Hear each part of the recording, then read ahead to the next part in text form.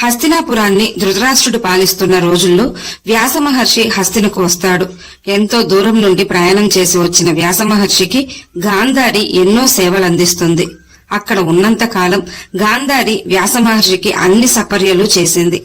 ఆమె సేవలకు సంతోషించిన వ్యాస మహర్షి ఏదైనా వరం కోరుకోమని గాంధారికి చెప్తాడు. అందుకు గాంధారి వ్యాస మహర్షిని ఒక కోరిక కోరుతుంది. తనకు 100 మంది కుమారులు కలిగేలా ఆశీర్వదించమని కోరుతుంది. వ్యాస మహర్షి గాంధారికి 100 మంది కుమారులు జన్మిస్తారని చెప్పి అక్కడి నుండి వెళ్లిపోతాడు. కొంతకాలం తర్వాత గాంధారి గర్భం దాల్చుతుంది. ధృతరాష్ట్రుడు తన కుమారుల రాక కోసం ఎంతగానో ఎదురు చూస్తూ ఆనందపడుతూ ఉంటాడు. నెలలు నిండినప్పటికీ గాంధారికి మాత్రం ప్రసవం జరగదు. దాంతో ఎంతగానో దుఃఖిస్తూ ఉంటుంది గాంధారి. పాండురాజు మొదటి భార్య అయిన కుంతికి మాత్రం మొదటి సంతానం కలిగాడన్న విషయం తెలుసుకున్న గాంధారి ఎంతో నిరాశ చెంది తన కడుపును గట్టిగా కొట్టుకుంటుంది. అలా కడుపును గట్టిగా కొట్టుకుంటున్న గాంధారి గర్భం నుండి మాంసపు ముద్ద బయటపడుతుంది. అప్పుడే అక్కడికి వచ్చిన వ్యాస మహర్షిని గాంధారి ప్రశ్నిస్తుంది. మీరు నాకు 100 మంది కుమారులు జన్మిస్తారని నన్ను ఆశీర్వదించారు. కానీ ఈ రోజు నాకు ఒక మాంసపు ముద్ద, అది కూడా ఎలాంటి ఆకారం లేకుండా ఉంది అంటూ వ్యాస మహర్షికి చెప్పి బాధపడుతుంది. వెంటనే వ్యాస మహర్షి ఆ మాంసపు ముద్దను తీసి 100 ముక్కలుగా చేసి 100 కుండలలో భద్రపరుస్తూ ఉంటాడు. అదే సమయంలో గాంధారి తనకు ఒక కుమార్తె కూడా కావాలని వ్యాస మహర్షిని కోరుతుంది. అందుకు వ్యాసుడు ఆ మాంసపు ముద్దను 101 భాగాలుగా చేసి కుండలలో భద్రపరుస్తాడు. ఆ విధంగా గాంధారికి 100 మంది కుమారులు, ఒక కుమార్తె జన్మిస్తారు. 100 మంది కుమారులే కౌరవులు. వారి చెల్లెలే దుస్సల. దుస్సల తన తల్లి గాంధారిలాగే ఎంతో సౌందర్యవతి. కౌరవులలో పెద్దవాడైన దుర్యోధనుడికి చెల్లెలంటే ఎంతో ప్రేమ. ఒక్కగానొక్క చెల్లెలవ్వడంతో ఆమెను ఎంతో అల్లారుముద్దుగా పెంచి పెద్ద చేశారు. దుస్సలకు యుక్త వయసు రాగానే ఆమెకు వివాహం చేయాలనుకుంటారు. శక్తివంతమైన సింధు రాజ్యాన్ని పాలించే సైంధవుడితో దుస్సలకు వివాహం జరిపిస్తారు. సైంధవుడినే జయద్రథుడు అని కూడా పిలుస్తారు. స్త్రీల పట్ల అనుచితంగా ప్రవర్తించేవాడు సైంధవుడు. అయితే సైంధవుడు చిన్న వయసులో ఉన్నప్పుడు ఆకాశవాణి మాటలు వినపడతాయి.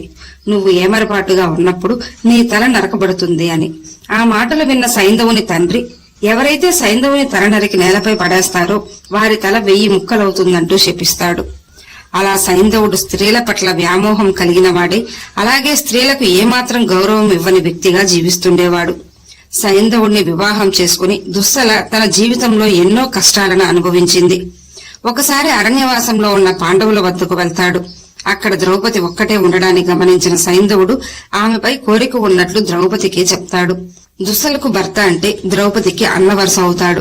అయినా అహంకారంతో కొట్టుకుంటున్న సైంధవుడు ద్రౌపదిని కోరుకోవడం పాపం. అలాగే ద్రౌపదిని బలవంతంగా తన రథంపై ఎక్కించుకొని తీసుకెళ్తుంటాడు. విషయం తెలుసుకున్న ధర్మరాజు తన సోదరులను పంపుతాడు.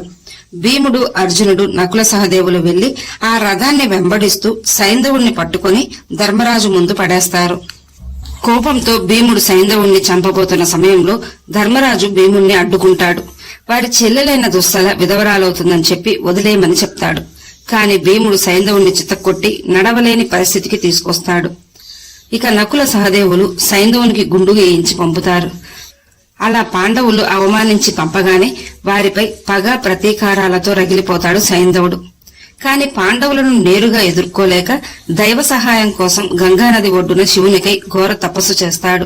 శివుడు ప్రత్యక్షమై వరం కోరుకోమనగా అందుకు సైంధవుడు పాండవులను జయించాలన్న వరాన్ని కోరుకుంటాడు. వెంటనే పరమశివుడు ఒక్క అర్జునుణ్ణి మినహా మిగిలిన పాండవులను నువ్వు ఒక్కరోజు నిలువరించగలవు అంటూ వరాన్ని సైంధవుడికి ప్రసాదిస్తాడు. విషయం తెలిసిన దుస్సల ఎంతగానో చింతిస్తుంది. తన సోదరులైన పాండవుల జోలికి వెళ్తే నాశనం తప్పదని దుస్సల హెచ్చరిస్తుంది. కాని సైంధవుడు ఎవరి మాటను లెక్క చేయడు. అవకాశం కోసం ఎదురు చూస్తూ ఉంటాడు. కౌరవులకు పాండవులకు మధ్య కురుక్షేత్ర యుద్ధం ప్రారంభమవుతుంది. యుద్ధం 13వ రోజున అర్జునుని కుమారుడైన అభిమన్యుడు పద్మవ్యూహంలోకి ప్రవేశిస్తాడు. అభిమన్యుని వెంటే ధర్మరాజు, భీముడు, నకుల సహదేవులు వస్తుండగా ఇదే సరైన అవకాశమని భావించిన సైంధవుడు వారందరినీ నిలువరిస్తాడు. అర్జునుడు వేరొక దిక్కున యుద్ధభూమిలో యుద్ధం చేస్తుంటాడు. అభిమన్యుణ్ణి పద్మవ్యూహంలో మోసపూరితంగా కుట్రలు పన్ని యుద్ధ విరుద్ధంగా కౌరవ యోధులందరూ కలిసి చంపేస్తారు. అభిమన్యుని మరణం గురించి తెలుసుకున్న అర్జునుడు అందుకు సైంధవుడే కారణమని తెలుసుకుని రేపటి సూర్యాస్తమయంలోపు సైంధవుణ్ణి చంపలేకపోతే తానే ప్రాణత్యాగం చేస్తానని అర్జునుడు ప్రతిజ్ఞ చేస్తాడు. యుద్ధం 14వ రోజున కౌరవ యోధులందరూ ఈ ఒక్క రోజు సైంధవుణ్ణి కాపాడుకుంటే అర్జునుడు ప్రాణత్యాగం చేసేస్తాడు, ఇక కౌరవులదే విజయం అవుతుందని ఆలోచిస్తుంటారు. కౌరవ యోధులందరూ సైంధవుని చుట్టూ కోటలా నిలబడతారు. అర్జునుడు ఎంతో కోపంతో కౌరవ సైన్యాన్ని చెల్లాచెదురు చేస్తూ సైంధవుణ్ణి చేరడానికి ముందుకెళ్తుంటాడు. కాని గురువైన ద్రోణాచార్యుడు అర్జునుడిని అడ్డుకుంటాడు. వారిద్దరి మధ్య భీకర యుద్ధం మొదలవుతుంది. గురు శిష్యుల మధ్య యుద్ధం భీకరంగా మారింది.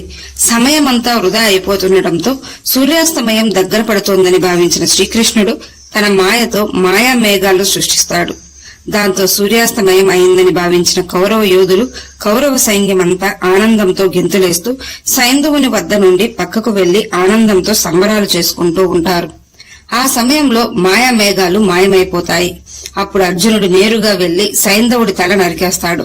కాని శ్రీకృష్ణుడి సూచన మేరకు సైంధవుని తల కింద పడకుండా గాలిలోనే తన బాణాలతో ఎగరేస్తూ ఆ చుట్టుపక్కలే తపస్సు చేసుకుంటున్న సైంధవుని తండ్రి ఒడిలో పడేటట్టు చేస్తాడు.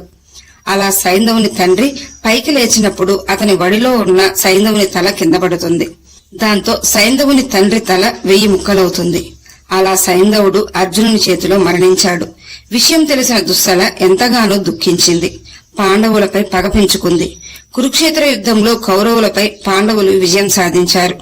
దుశ్శల తన భర్తనే కాకుండా తన 100 మంది సోదరులను పోగొట్టుకుని పాండవులపై పగా ప్రతీకారాలతో రగిలిపోతూ ఉంటుంది. సైంధవుని తర్వాత అతని కొడుకు సురదుడు సింధు రాజ్యానికి రాజవుతాడు.